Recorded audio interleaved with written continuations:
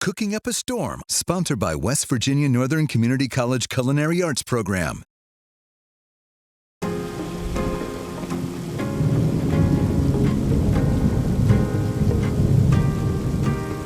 Something a little different on this episode of Cooking Up a Storm. Scrambled eggs. Everyone makes scrambled eggs, right? But how do you make the best scrambled eggs? How do you make the fluffiest scrambled eggs? You sure you want to start that conversation in the comments? Yes. You're the expert. I want you to teach everyone out there, Chef Chris at West Virginia Northern, how to make the fluffiest, the best scrambled eggs. Okay, I can give you my opinion. Okay. So, first of all, you have to have a good nonstick pan that doesn't have cuts in it. That's the key. That's the key. Because every time you get a cut, it catches it and holds it. So make sure you take care of your Teflon. You also need a lubricant. We're using clarified butter. You can use oil as long as it's a lubricant of some sort. Well, what is clarified butter again for? Clarified butter is ghee. Yeah. The same thing.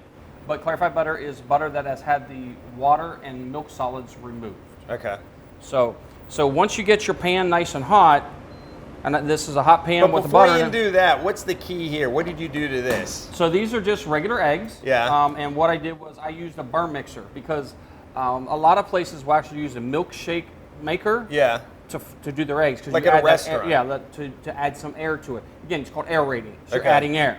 So what I used was our burr mixer to try to do similar effect. It's not going to be as good as some restaurants, but that mixes it completely, and it also incorporates everything. Now, some people have asked, do I add cream? Do I add water? Do I leave them eggs? Yeah. A lot of it depends on what your budget is. Okay. And how many people you're feeding. We have no budget here. We have no budget. We're doing heavy cream and eggs that we get from a farm. And then we're going to add some creme fraiche at the end. And then garnish with creme fraiche, yes. And some chives. Yes. Sorry, forgot that on the memo. That's okay. That's okay. So if we're doing scrambled eggs, you just kind of move it around.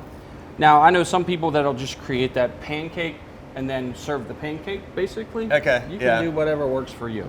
But now, at home, I would have I have for my coffee, a frother. Frother, right. I could do that. I mean, I'm not making a huge batch If here. you're making 2 or 3 eggs, Yeah. it's better than not using it all. Yeah, blender might be a little better. Blender might be a little excessive. What temp, you have this on a medium or a low heat? I have this on our induction heater, a 320. The key is, as you'll notice, I've taken this on and off several times. Okay. I'm the kind of guy, I regulate my heat by this, Okay. not by a temp. So if you're doing an electric stove, like when I cook at home, it's on. Yeah. And the only time I turn it down is if I need to simmer something. Okay. Other than that, it's on. So you can see how the eggs are just starting, so they don't burn. You're constantly moving it. I'm constantly moving, because here's the other thing that people forget. A lot of people say, well, I want to make sure my eggs are done. Yeah. So they wait till they're really hard. Yeah, well, that's too long. late. Because they'll still cook a little bit once they're... Residual heat. Yeah. So... It's just like the same way. The first day of winter isn't the coldest day of the year. It's typically the middle of January. The first day of summer, there's a lag. We call that seasonal lag. Just like when I make omelets. Yeah. Like I made omelets for my brother and my sister-in-law over the weekend when I was visiting them. And the first 2 were not the greatest. My third one, which was mine because I was the last, awesome. Because it takes 2 or 3 times. Because it was for you. Well, no. Let's be honest. It's called practice. So you see, I've about got all my liquid gone, and that's what you need to look for. And again, we're doing scrambled eggs, so it doesn't matter whether it's... And you didn't add any milk to this. No, this is just straight eggs, as is, no salt, pepper, no nothing. If I were going to add salt and pepper, do I do it now or I would later? add it there. In here? You're right. At the And beginning? then once I get it on my plate, then if I need to adjust it. What about cheese at the very end if you want to do it? You're right. If you were going to do cheese, like right now is where we'd add cheese. Cheese. And then, because the egg, we got all the liquid gone, I'm going to turn this off. I'm going to let our residual heat cook just a little bit. Okay. Because see how it's A little shiny? a little shiny. It's not, there is some caramelization, but not over caramelization. Yeah. Okay? But when it comes to milk or heavy cream, there's no proper ratio you're looking for. It's just, you're Not really. Just remember, the more liquid you put in, the longer it takes to cook, so therefore your eggs can get overdone. But does that make it fluffy at all?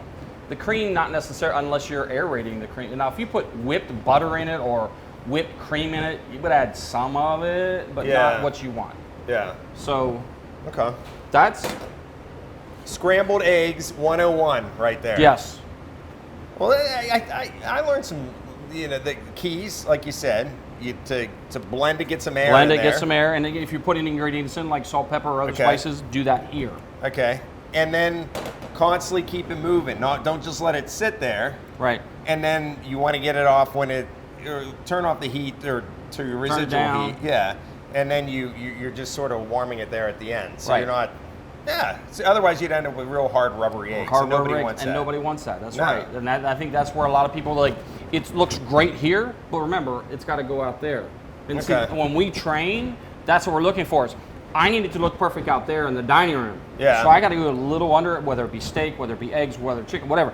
I got to get a little bit under, so by the time it gets to you out in the dining room, it looks perfect. Now, if you're making an omelet, you say you like the frittata style. Correct. So frittata is where I put in my ingredients in the pan, heat them up, then I add my egg. Then you add create basically an egg patty. Okay. And then I fold, when I put the cheese and other from spinach or something like that, put it in there, and then finish that, and then serve it.